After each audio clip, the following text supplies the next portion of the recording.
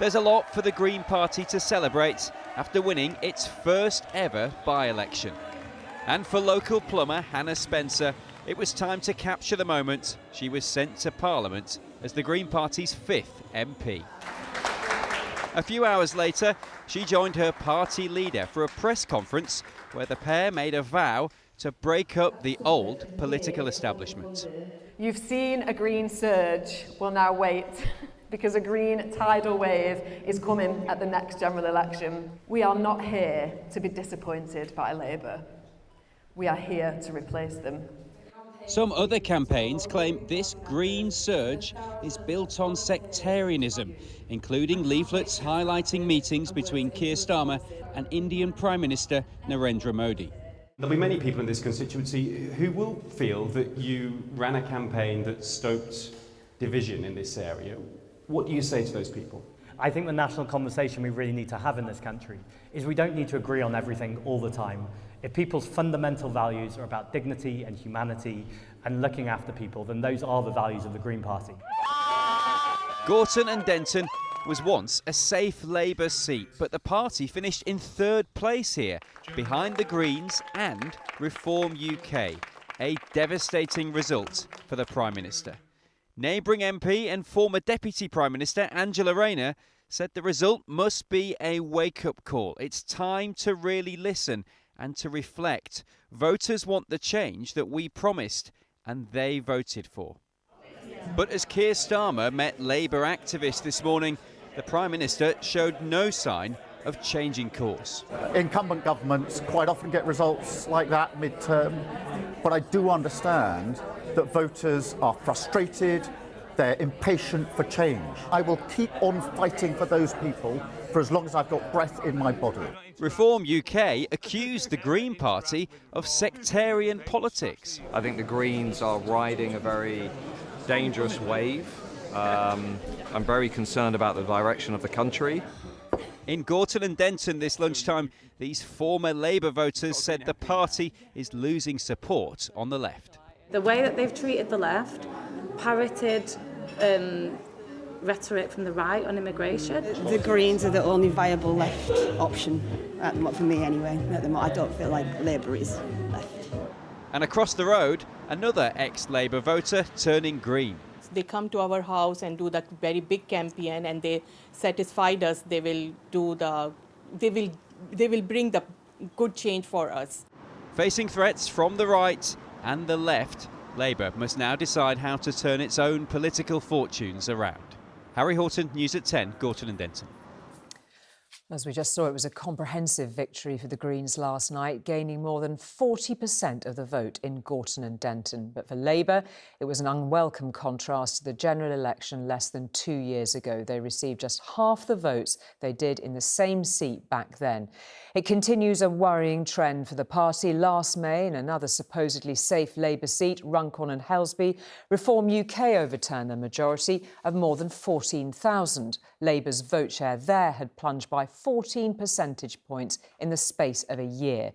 Given these two constituencies had been considered within the safest 12% of Labour seats, it's little wonder existing MPs across the country now fear for their own job security. And little wonder some are now openly questioning the job security of Sir Keir Starmer himself.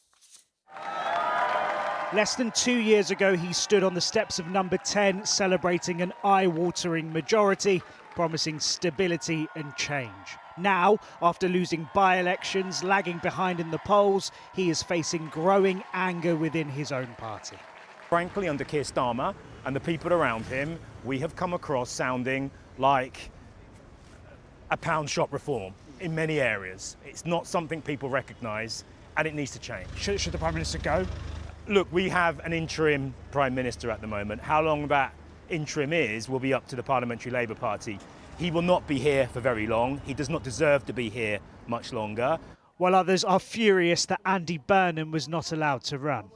The most popular politician across all political parties in the country was blocked from standing. I said to Keir Starmer at the time, don't block him. I begged him not to block him, but he continued, ploughed on. Labour is losing voters to the Greens on the left and Reform on the right.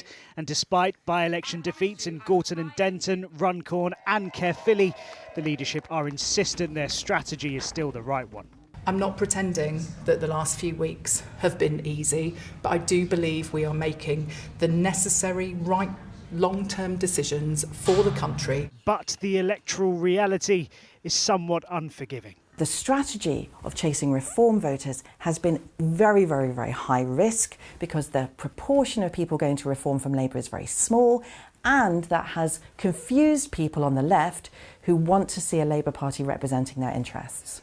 But with local elections just weeks away, picking up the pieces and learning from Gorton and Denton can't come quick enough for the Labour Party. Shihab Khan, News at 10, Westminster. And Robert is here to talk us through it. Well, you were right in what you said last night. A disastrous night for Labour and for Starmer personally. Does he turn right or left? Is it policy? Is it him? Where does he go next? Well, you know, it might have been easier for him if he had been trounced by Reform and come second, because then, essentially his strategy since he became elected of regarding Reform as the principal enemy, you know, might have had some coherence and substance to it. It's the fact that, you know, yesterday they came behind a party to the left, the Greens, and a party to the right. And it's why, when I've been talking to MPs and ministers all day, and even those most loyal to him can't think of anything sort of positive to say about the coming months under him. I mean, you know, those who want him to succeed say the way to deal with a threat from both left and right, is to simply have a clear, simple, consistent message about how you're going to make the country better for the majority of British people. And what they've all have not been able to fail to notice is that he's had multiple messages in the election, since the election, and is unbelievably bad at telling that kind of story. And so they fall back on another argument for why they're not pushing him out quite yet. One of them is that, you know, frankly, none of the alternative candidates, Wes Streeting, Angela Rayner, are ready. You know, we had this hilarious, I don't know if you saw this, from Andy Burnham at the Brits tonight in Manchester, saying he's got a lot of sympathy with artists who are being blocked at the moment. I wonder who he was referring to, because the big point is he's not in Parliament. But there is another point which comes up time and again, which is they don't want to be like the Tories. They don't want to be seen to be the party that, when things get bad, ditch their leader. They feel it's important for Labour to have stability. But then one minister said to me, there is a problem with stability. It might be the stability of the grave.